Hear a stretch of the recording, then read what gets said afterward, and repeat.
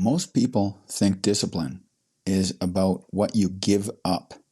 That's a very skewed way of looking at a disciplined life, and it misses the most important part, what you get in return. Today's episode is the first of two on a topic most people never think about, the dividends of discipline. Not the grind, not the sacrifice, not the early mornings and the things you said no to. The payoff, the return on investment that disciplined people collect quietly and consistently, while everyone else wonders why their own lives aren't moving in the direction they'd prefer. Hey there, it's me, Core, and you're listening to Exercising Self-Control from Fitness to Flourishing. Here's the frame I want to use. Discipline is an investment. Like any investment, it has a cost. You pay it up front in effort, consistency, and follow-through. But unlike most investments, the returns aren't just financial, and they aren't just future. They start paying immediately. And, just like a sound financial investment, they compound. Discipline has a reputation problem. Most people on the outside see restriction, sacrifice, and suffering. They see the person who skips the party to get to bed early, who trains when they don't feel like it, who says no when everyone else says yes, and they think, that looks miserable. But here's what those people don't see. They don't see what it feels like on the inside. Because disciplined people live in a different psychological world. They experience things the undisciplined never get close to understanding.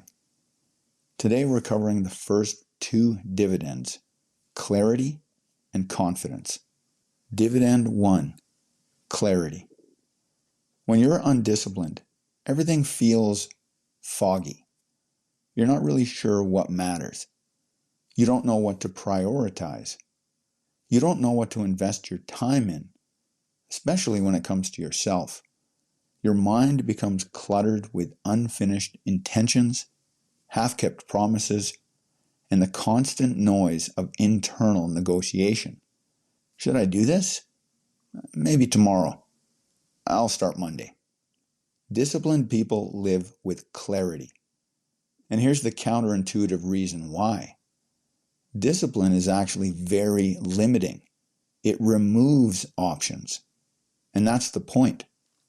Think about someone who has committed to training 5 days a week. They don't spend Sunday night debating whether they'll work out Monday morning. That decision is already made. The option to skip isn't on the table.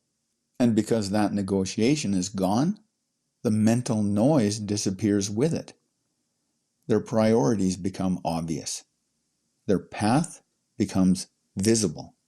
They see clearly what the next right action is because they've already decided who they are and what they do. Clarity isn't a mindset you can assume or a feeling you can manufacture. It's a byproduct of alignment between your values, your goals, and the person you are actively becoming through your behavior.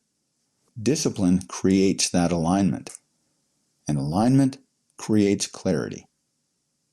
Dividend 2, confidence. Most people think confidence comes from achievement, talent, or validation from others. The problem with all of those is that they come from outside yourself. Achievements involve factors you don't fully control. Talent is distributed unevenly. And validation from others is unreliable at best. Real confidence comes from one thing: a track record of keeping your word to yourself. Think about that for a moment.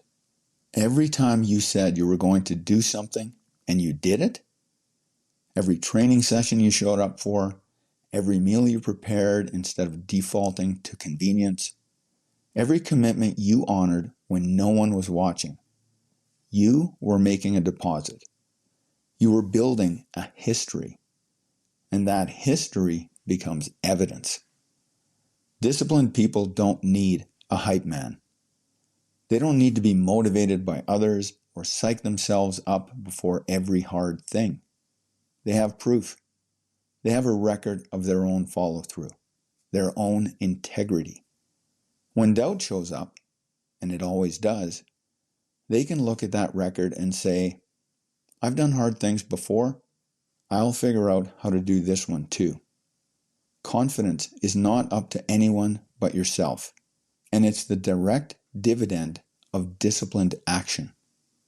In the next episode, we go deeper.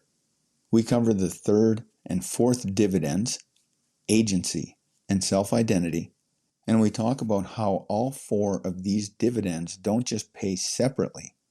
They compound together, reinforcing each other and making the disciplined life progressively simpler and more rewarding to live. If today's episode landed for you, share it with someone who needs to hear it. That's it for today. Catch you next time.